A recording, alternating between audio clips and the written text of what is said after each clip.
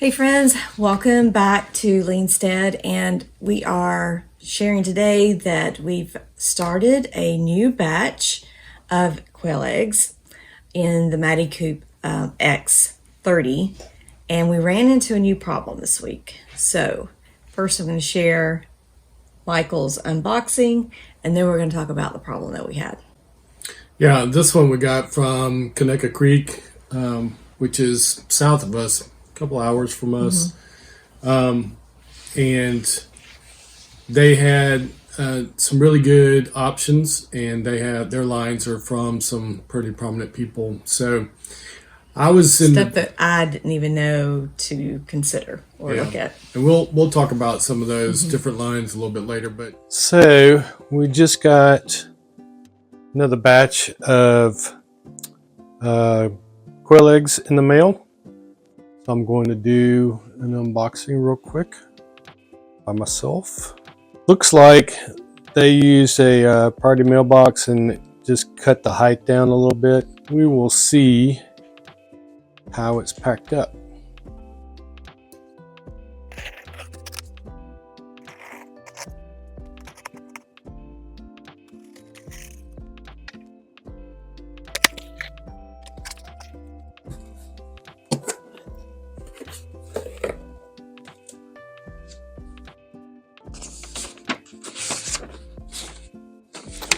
So this batch came from Conecuh Quail, Conecuh Creek. So there's a nice little letter included, which has kind of a thank you and some hatching guide information. So that was nice. I think we got 2 of their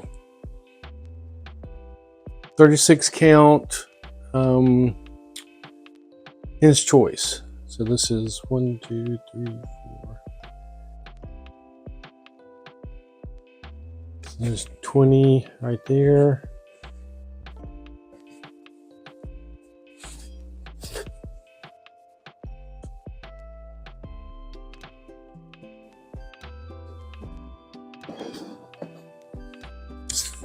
And then 1, 2, 3, 4, 5, 6, 7, 8, 9, 10, 11, 22, 33, 24, 55, 56, 57, 58, 59, 60. And I said there was what? 62, 63, 64, 65, 66. Looks like we got extra, which is good. Okay. I kind of got myself in a situation, so I still don't know the rhythm to availability with eggs and not eggs, and something I just heard just recently about maybe May being a low time. So anyway, a lot to learn in that department. Okay. But we waited to reach out to somebody about getting some eggs until we were closer to hatch time with our first batch, and that was a mistake. We're trying to time it right, because with some people having a waiting period, some people have eggs and they're ready to ship right away. We didn't want to end up in the situation where we ordered eggs and they were shipping over the weekend, just because we wanted to maximize the freshness of the eggs. So we did work this out so that we placed the order and we got them before the weekend. Yes, we did, because I kind of took what was available. So it's what was referred to as a hen's choice. So it's just going to be whatever kind of deal. And sadly, that's how we got our first batch, which is why we got the variety of 6 different kinds on our first batch, because it was just an assortment. And so really need to get ahead of the game so we can get the ones that we really like. But I'm not really concerned about that right now, because we don't know what we like. And so we want some, plenty to go through. And then we'll dial it in a little bit later. But I will say that with this batch of eggs from Conecuh Creek, one particular variety of jumbos I was really impressed with because the eggs were considerably larger than what we've seen so far. Well, she kind of jumped ahead because, that was part of the thing is that we had figured out from our first batch roughly how many eggs we needed to order because we didn't fill a full All 5 trays. incubator last time. So this time we were trying to fill a full incubator. And so we thought we knew the number, which is why we ordered the equivalent of two 36 Hen's egg choice combos. So we should have gotten 72 eggs. And we thought, oh, well, that's still not enough, but that's better than last time. And we'll see. And so we, and you can see from my video, I did kind of an unboxing of the eggs, and we ended up with 80 that were sent. Thank you, Conecuh Creek. Yep, thank you. So there for was a little extra. Eight extra, and he was running a discount, so I had forgotten about that when I ordered. So it was like 10% off. But one of the eggs had a hole in it, so 79 is how many we had to go into the incubator. And pretty quickly, once we started loading the incubator, we realized these are much bigger eggs. Oops. Which is a good problem. But we thought we were getting, big eggs last time, but we got much bigger eggs with this load.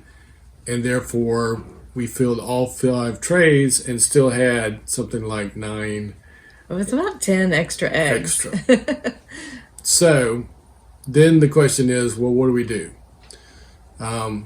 We had the option of taking those, 10 extra, and we could have just boiled them and eaten them, which is an option, or try to cook something with them.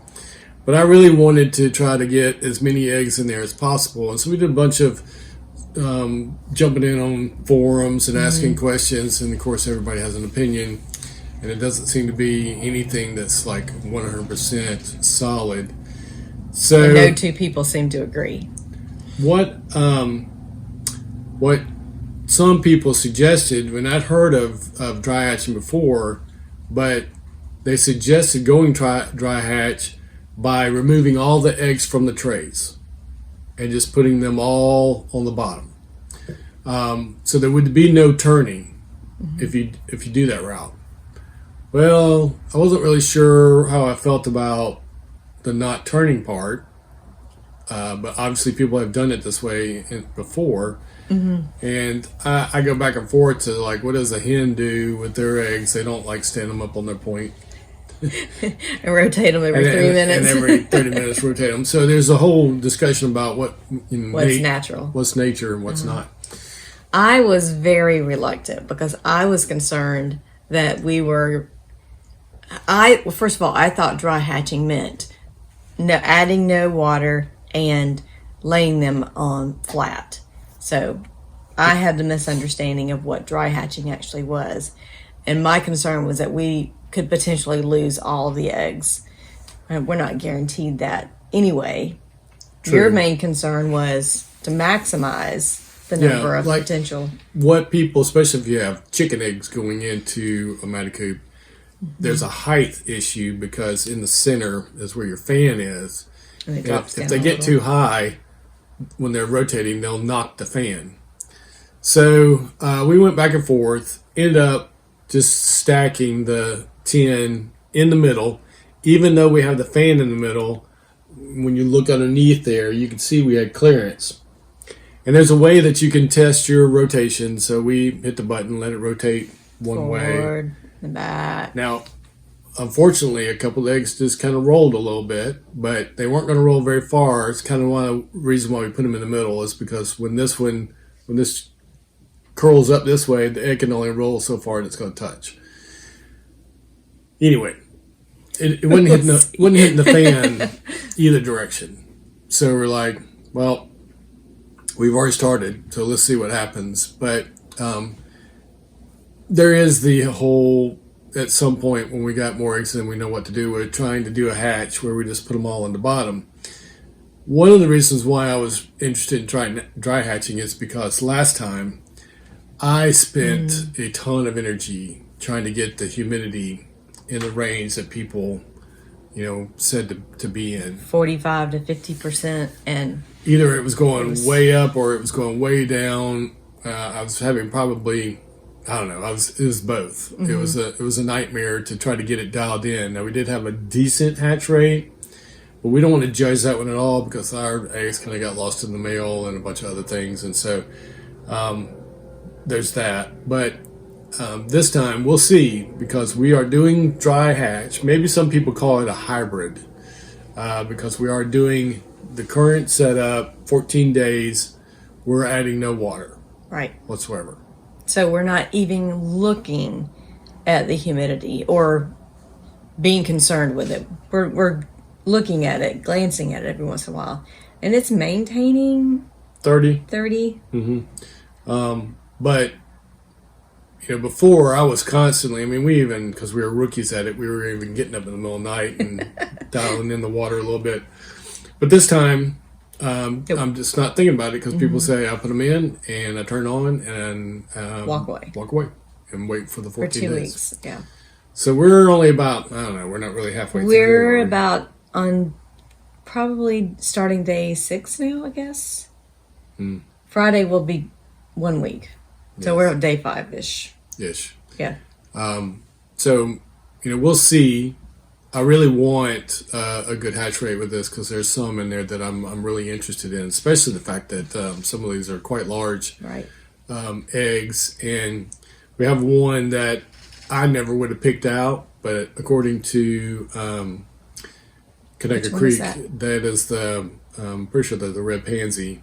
But And I think that's the one that's the really big egg, too. he claims that those are the biggest birds, so the largest for meat and the biggest eggs. So, and that's what we got the most of. So if we end up, with a large group of those, I'm going to be happy. But because we are considering the hybrid at lockdown, that's a different story. I am going to add water to get the humidity up to about 70%, somewhere around there. So that's why we're kind of like a hybrid, not a true dry hatch. Maybe later we'll try a true dry hatch, and I would love that to have a great hatch rate, because then you don't have to think about it. But I don't know why more people don't do it if it's such a great deal. So we'll see.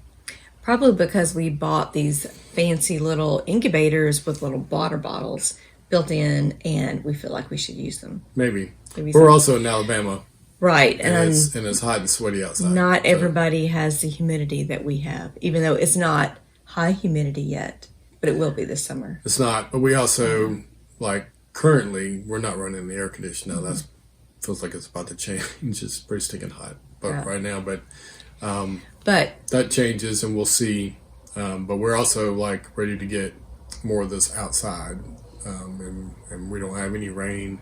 Yeah, we currently have batch number 1 on the front porch, on the balcony or the front porch, and they have been out there for about 3 days now. And they're doing great. They are doing great, and which is good, because we got a phone call or a message, and we have a supplier. Well, somebody else, because we, ironically, not really gotten any. We did, but we didn't have we feel like we maybe only hatched 1 or 2 of a jumbo brown. Some people call them a pharaoh, some people call them wild. But those are the ones that we thought were going to be our kind of, meat and potatoes kind of deal, and we don't have any. So somebody's got a hatch. They just, I think it's been a couple days now, and they're all good. And so we may be headed out to go pick them up so that we have some of those. So we'll let you know how that works out. But they may be swimming in little furry birds. Yeah. So we were outside today. We'll do a different video kind of talking about, we're already on step 2. Step 3 is just needs some shavings, and it'll be ready.